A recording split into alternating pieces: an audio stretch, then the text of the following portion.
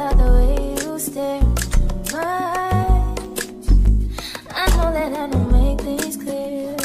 Welcome back. It's your girl Deja Renee, back with another video, back with another Upset Sunday video / women basketball update.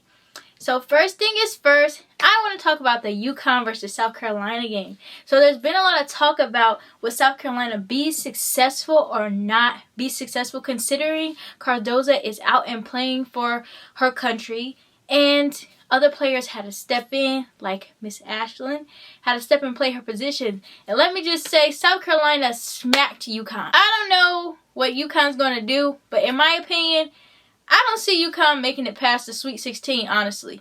It's too many good teams, too many solid teams all over. Just over and all, to get to the point, it's too many good teams. I don't see UConn making it past that point. UConn has been pretty much whooping all the other teams that they play in their conference, which they usually do. Their conference is a fairly easy conference.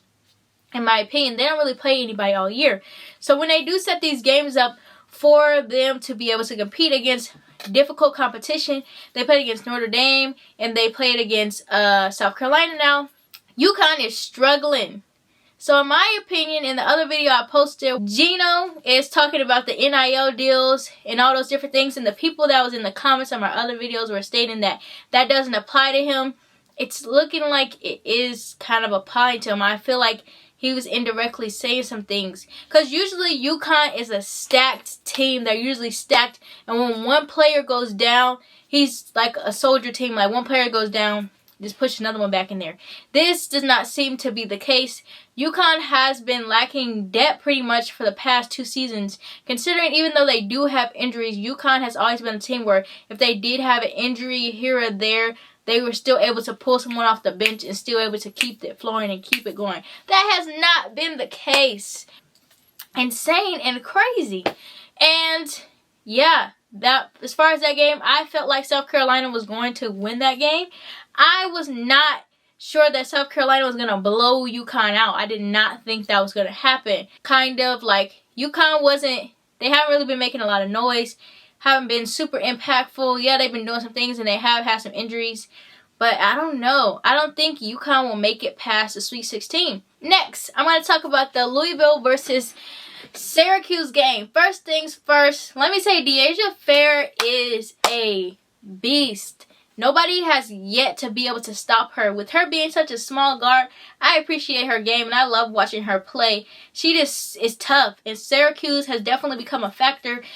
With that being from a year ago, Syracuse wasn't really that much in the talk of the conversation as far as like being up there, being high in the ranks and doing different things. But Deja Fair, she had 29 points against LSU in the win. In the upset, Syracuse was ranked way kind of lower. Then Louisville, I like Louisville though. They're a pretty dope team, but she just had herself a night once again. She keeps having herself some nights.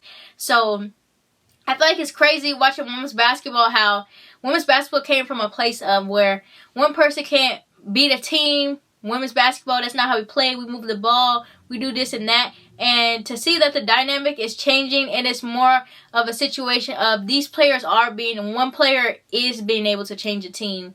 One player is being able to create such an impact. We've seen Juju, Deja Fair, and even Hannah Aldigo create an impact for her team. She plays with so much passion as a point guard. I feel like that passion pours into her team for her to be able to be so successful.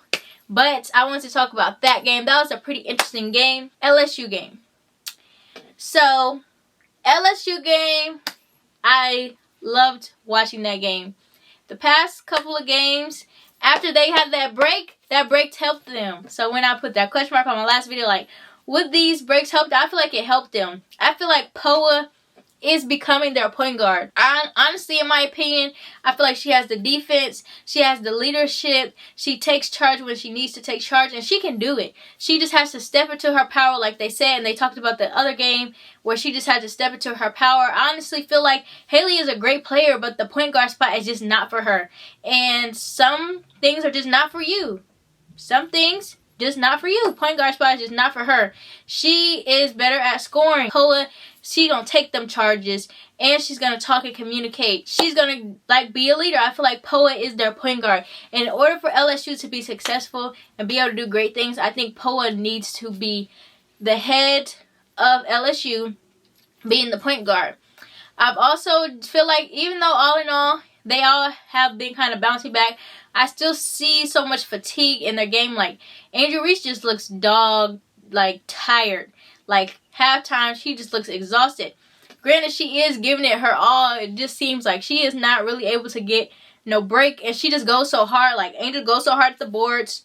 She goes so hard just playing. She just gives it her all, which is what you're supposed to do. But I feel like it may, over time, LSU doesn't have a lot of depth, so it may just wear on her body over time. And as time goes down and down, like it just may wear on her body playing through the season. Pretty much got like a month left till March Madness and things like that.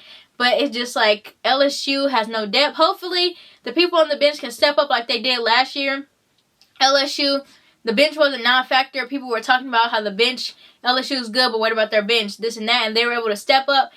Maybe that's the case for Kim Mulkey's team at Louisville, but I don't know. We shall see how that goes, but LSU is playing pretty well. I feel like they're playing more together. They're playing more their style, their pace. People are coming at them instead of they just letting people just keep coming at them and hitting them. They're hitting them back in the mouth. They're not laying down. They're not going back and forth with each other. I feel like they're looking more like a team and more connected, which is great, which is what you want to look like going into February and March. You want to be the team that's getting better, not the team that's staying stagnant or getting worse. And I feel like LSU at this point in time is getting better. For a minute there, I was scared. I'm not going to lie. They weren't giving it what it needed to give. But now, they're doing better, giving it what it needs to give, and hopefully they keep going on this roll and are in the Final Four like many people predict or want them to be. So, yeah. Next, I'm going to talk about the Notre Dame game and Florida State game. So, that went into a double overtime, and Hannah Aldigo had 27 points again. I mean, I don't know, this freshman of the year is kind of crazy because Juju is most definitely very impactful on her team, but I feel like Hannah's super impactful too. Hannah had 27 points, y'all, and they got a win in a double overtime against Florida State. And Florida State is not ranked, but anybody in the ACC, any team, I'm not going to keep saying ACC, any team in the women's basketball league at any point in time, you can lose. If they're having a great shooting night, you're not having a great shooting night, you can lose. It's not just these easy, predictable wins that it was in 2015, 2016, 2017, 2018, 2019. Like, you can predict and know who's going to win because they're ranked, they're going to win. It's not that. It's not giving that at all. It's not giving that at all. You'll never know who's going to win. So, Florida State is a really good team. And honestly, I feel like they will be up there. I see them going far in the tournament. And so, yeah, that game was pretty interesting. The double overtime was crazy. Almost went into a triple overtime. And so that game was amazing to watch. Hannah had 27. People have yet to stop her. Okay, next, we got Oregon State versus Colorado. Now, Oregon State is playing their best basketball right now.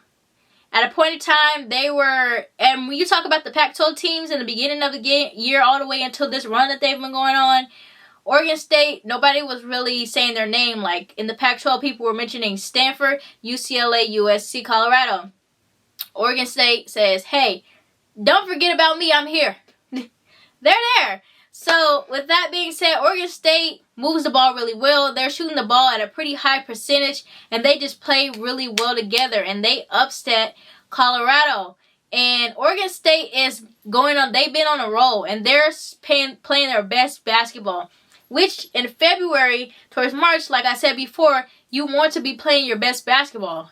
Like the beginning of the season, that stuff don't matter. It all counts right here. You want to be playing your best, getting the chemistry all together, and that's what Oregon State is doing. That's what Oregon State is looking like. They're playing their best basketball right now. And even then, Oregon State didn't even have a lot of losses anyway.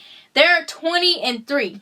So with that being said, and Colorado is 20-4. So that just tells you in these rankings, yes, these rankings matter and beating different teams in that, but the records are similarly and one and the same. They basically literally had the same record until they just had beat them But yes, I am excited for March Madness again, y'all. I'm just so excited because you don't know who's gonna win. Iowa was upset by Nebraska.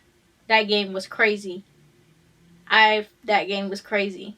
Caitlin still had 31 points, which is to be expected. But that Nebraska game was crazy. I tuned into those highlights. That's crazy. Anybody can be beat. But y'all, I just wanted to give y'all a recap and an update about what's going on. Please like, comment, and subscribe. And tune into more videos that I'm going to have coming. More videos and more updates. Peace.